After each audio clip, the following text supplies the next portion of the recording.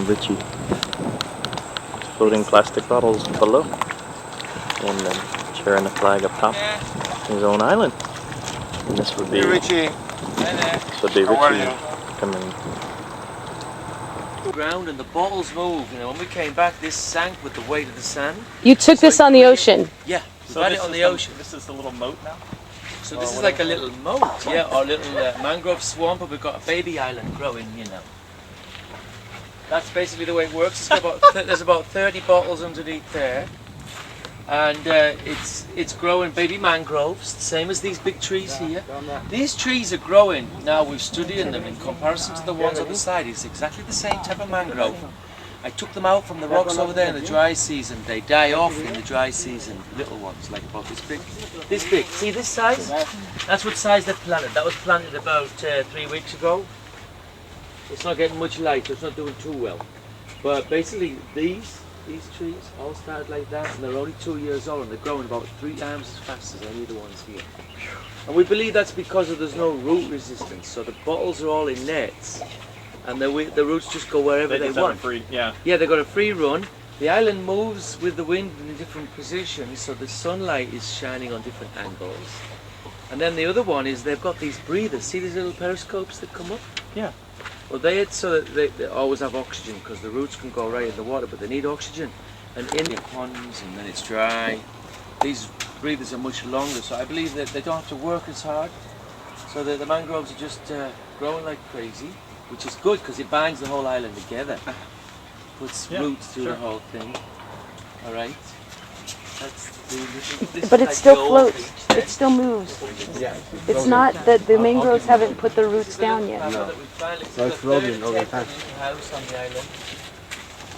And everything that you see on the island will This is like the model, no? growing. So this palava will keep being lifted up as the island expands outwards. It's all done in a spiral. So then when it gets wide enough, this will all be lifted up. Post lifted up, this lifted up. Interesting. And then the angled pieces will be extended. How grows. So that then this becomes the second level. So we're in the very, very capstone of the palapa, which will keep growing. And the whole thing is getting covered with soil. So we started here, now we've got levels of soil on there, and the plants hanging down here. So the whole thing is going to be grown over. Like a six-sided pyramid type spiral thing. Because there's a spiral pathway that comes down here.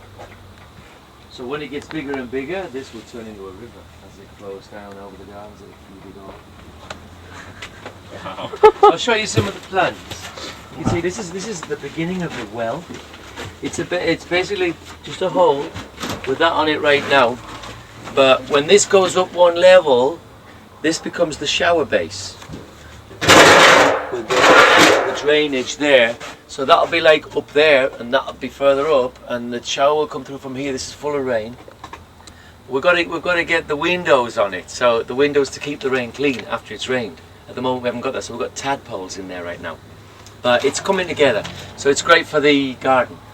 But later on, then what will happen is this will be up there, and here we're going to have a big table, big spiral table. Like the Knights of the Round Table, when we go on the ocean, it'll be like the ambassadors of the spiral table, giving a message of peace and love and harmony with nature to the whole planet. So then the names of different people will be carved in this as this island keeps growing, the table keeps growing, everything keeps growing. So this eventually turns into a lake, a freshwater lake at the top. But what happens with the well underneath is very interesting, because when you get on the ocean and the island's bigger, the outside of the island frills up and down with the waves. But as the wave pressure comes through the island, it can't really move it because of the weight of the palapa and all the soil and everything in the middle. So what happens is you've just got this pressure surge that goes under. But when it reaches the hole, it pushes a font of water up, a column of water comes up and down inside that hole. What we've got in there is a bag right now, a waterproof bag, to collect the rainfall, so we've always keep it, recycle it. And from that then, with the table being on the top, and then two little doorways that are on springs, one going in and one going out. We've got a valve system there. It creates a bellow effect. So from that we've got a wave-powered generator, the first of its type on the planet. And it's going to be so powerful going day and night. We've got air conditioning without any or cost.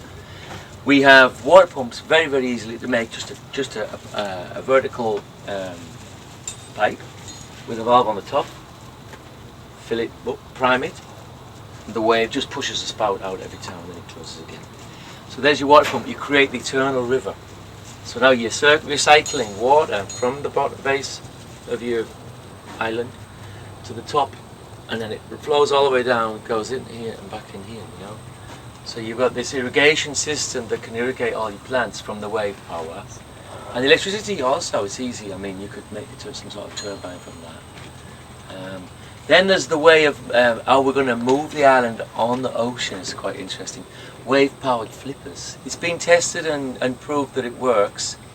Tomorrow's World is a program that's put out in England, and they had this little raft going across one of the lakes in Scotland just from wave power, backwards and forwards against the wind, just along a line through two hooks. But how they work is basically your raft is floating on the top of the water, and you've got these posts that go down below the waves. On the bottom of every post is just this swivel flipper, plywood, just on a hinge, and it stops at a certain angle and stops at that angle. What happens is when the thing bobs up and down on the waves, it just makes them all go like that, and it pushes them along like that. So what we're going to do is we're going to have these sort of come out onto this beach here. Check it out here. These get thrown out by the electricity when they're building. You know, they come in all sizes. Yeah.